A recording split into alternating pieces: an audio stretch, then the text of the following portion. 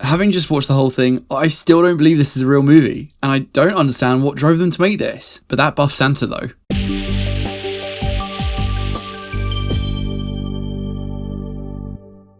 Red 1, not a Netflix movie, as I keep getting confused with Red Notice. It's actually MGM Amazon, with a whopping $250 million budget. That's just shy of Avengers level money. Insane! Hang on, let me find the synopsis. After Santa Claus, also codenamed Red 1, is kidnapped, the North Pole's head of security must team up with the world's most infamous bounty hunter in a globe-trotting, action-packed mission to save Christmas. Seems simple enough, but this 100% comes off as an SNL sketch which someone thought up and then went, yeah, let's turn this into a 2-hour monstrosity. I mean, I use monstrosity because I feel like you can kind of interpret that in both a good and bad way. My favourite thought of this is that this movie just looks expensive, and not in a good way. You know, you like go to a restaurant and you order a burger and they put that shitty little gold leaf on top and you think to yourself, oh god, this is going to cost me an arm and leg now, isn't it? This movie's kind of the equivalent of that. This just isn't worth its budget. It's not funny or entertaining enough to be $250 million, but it's not to say it's all bad. A lot of this does look okay. As a base, I think it's a fairly safe option if you're just wanting to see a Christmas movie, I guess. You've got the quips, the high-octane action, the Christmas messaging. It technically ticks a lot of those boxes, but just does it to the lowest common denominator possible. So, if someone told me that this was a $50 million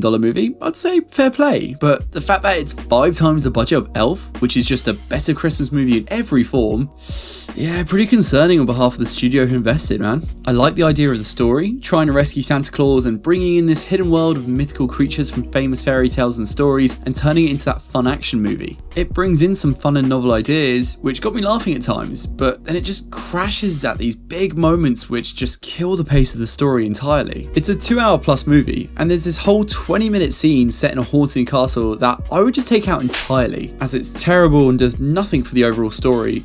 It's just really, really bad. The CG also has moments of being good. The polar bear character looks consistently great, and so does the reindeer. But additionally, there are some elements that didn't really work, like obvious green screen moments when they're doing things like car chases. The story itself is just pretty safe and run-of-the-mill besides that. So, for this to then stand out to anyone, you're relying on your cast. Chris Evans and Dwayne Johnson only work kind of. Chris Evans is clearly trying to have fun with his role, but his character is written so poorly. Dwayne Johnson is just Dwayne Johnson, who is trying to be sincere in some scenes, and I think when he does that, he does shine at his best, not when he's trying to be this tough guy thing. I would honestly love for him to have a go at a serious A24 drama or something. The man needs a brand change. But yeah, these two just don't work well together. The only formula is that Chris Evans will wildly react to something not from the human world, literally going, well, that just happened, and then Dwayne Johnson gets angry at him for not knowing that, which, I mean, why would he know that? And then we just rinse and repeat that for another 10 times. It gets tiring quickly. You've got a few other side characters too. Lucy Liu, weirdly a big list name here. It could have honestly been anyone else in the role. They gave her a couple of kicks to do, but I kind of wish they gave her more. It would have been fun to see her back in action again, but hey ho. The saviour of this is 100% J.K. Simmons as Santa Claus. I'll say this about anything with J.K. Simmons in, and it's that you can never have too much of him. Red 1 is the same. We need more of this guy. I mean, granted, his character's supposed to get captured, which would make it difficult, but you know, the bits he is in at the start and the end are really sincere, to the point where he even manages to elevate Dwayne Johnson's performance. He's also just super jacked, which is kind of wild seeing Santa just repping sets in the North Pole gym.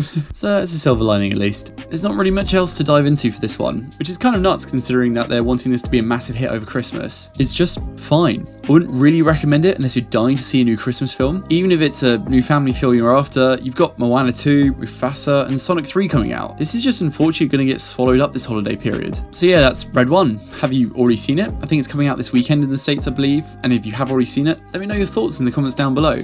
If you enjoyed this review, feel free to leave a like and subscribe and all that stuff. And as always, stay tuned for more reviews on movies, anime, and video games. Until next time, guys, take care. Bye bye.